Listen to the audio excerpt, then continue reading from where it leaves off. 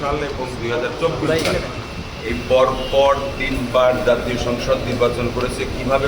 কিভাবে তারা ভোট কেটে নিয়েছে, কিভাবে বিএনপি সহ অঙ্গ সংগঠনের বিরুদ্ধে মিথ্যা মামলা দিয়ে এজেন্টদেরকে জেল হাজতে প্রেরণ করে মানুষকে হত্যা করে তারা দিনের ভোট রাত্রে করেছে।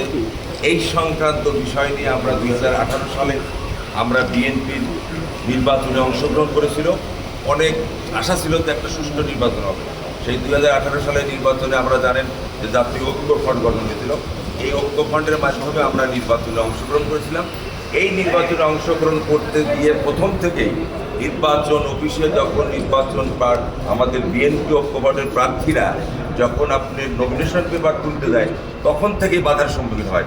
তাদের গাড়ি ভাঙচুর, তাদের কাছ থেকে নমিনেশন ছিনিয়ে নেওয়া, এ হওয়ার পরের থেকে শুরু করে একে একে আপনার তারা সমস্ত প্রার্থীদের বাধা সৃষ্টি করা, যারা নির্বাচনে প্রচারণের যে সমস্ত বিএনপি নেতাকর্মীরা গেছে তাদের বিরুদ্ধে মিথ্যা গায়েবী মামলা দিয়ে তাদেরকে জেলহাজতে প্রেরণ করা, তাদেরকে রিমান্ডে নিয়ে জিজ্ঞাসাবাদ করে জিজ্ঞাসার নামে অর্থ আদায় করা এবং এলাকা ছাড়া করা, ভোটার এলাকা এবং ভোট কেন্দ্র যেন ভোট শূন্যতা হয়ে যায়, বিএনপি সমর্থিত লোকরা যেন ভোট দিতে না পারে, এই কারণের জন্য তারা এই পরিকল্পনা করেছিল। এইবার তৎকালীন সেই অবৈধ প্রধানমন্ত্রী শেখ হাসিনার নির্দেশে এই পরিকল্পনাটা করা হয়।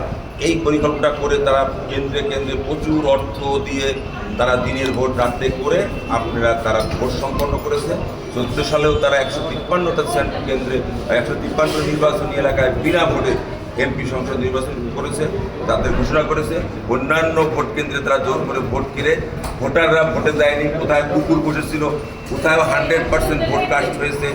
এইভাবে তারা একের পর এক পরপর বিশেষ করে আমরা 2018 সালে আমরা এই নির্বাচন কমিশনে আমাদের সম্মানিত মাননীয় বিএনপির মহাসচিব মির্জা ফখরুল ইসলাম আলমগীর সাহেব উনি পরপর 17টি চিঠি দিয়েছিলেন যে এই যে নির্বাচনের পরিবেশ, এই যে নির্বাচনে বাধা দেওয়া, এই যে নির্বাচনে আওয়ামী লীগ সন্ত্রাসী দ্বারা বিএনপি নেতাকর্মীদের উপরে ঐক্যফ্রন্টের নেতাকর্মীদের উপর আক্রমণ করা, তাদেরকে হত্যা করা এবং নির্বাচন পরিবেশ ফিরে আনার জন্য আমরা এটা নির্বাচন কমিশনকে এবং ওই সমস্ত অভিযোগগুলো তৎকালীন নির্বাচন কমিশনারকে আমরা দায়ের করেছিলাম, যেটা মহাসচিব স্বাক্ষরিত। আমি নিজেই এখানে 17 বার এসেছি, 17 বারের মধ্যে কয়েকবার আমাদের ঢুকতেই দেয়নি।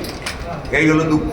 সেই সমস্ত অভিযোগের কপির ফটোকপি এবং আপনাদের আজকে ওই ঘটনাকে কেন্দ্র করে পরপর যে 3টে নির্বাচন করেছে নির্বাচন কমিশনার, তিনি বাংলাদেশ সংবিধান লঙ্ঘন করে উনি সমস্ত লঙ্ঘন করে সব কিছু বাদে একটা বিএনপির সমস্ত নেতাকর্মীদেরকে গ্রেপ্তারের বিষয়গুলো কোনো কর্ণপাত না করে, তাদের নির্বাচনে বাধা দিচ্ছে এগুলো বিষয়ে কর্ণপাত না করে, নির্বাচনের পরিবেশ সৃষ্টি করে নাই, এগুলো সমস্ত কিছু তারা উপেক্ষা করে সংবিধান লঙ্ঘন করে একটি দল যেটা আওয়ামী লীগকে তারা বিজয় ঘোষণা করেছে।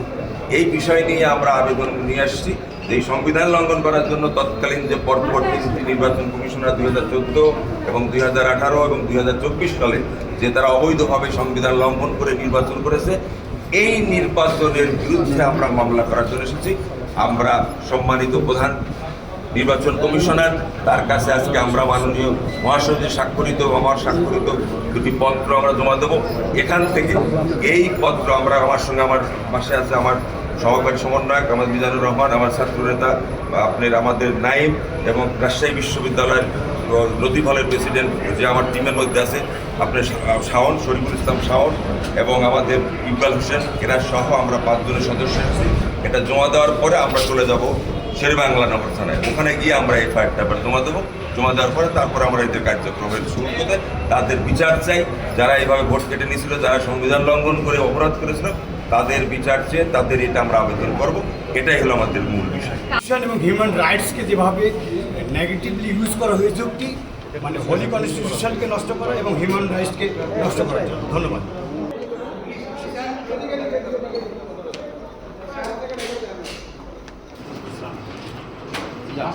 যান, চলে যান, আপনারা সবাই এখান থেকে ঘুরে দাঁড়ান, ঘুরে যান, ঘুরে যান।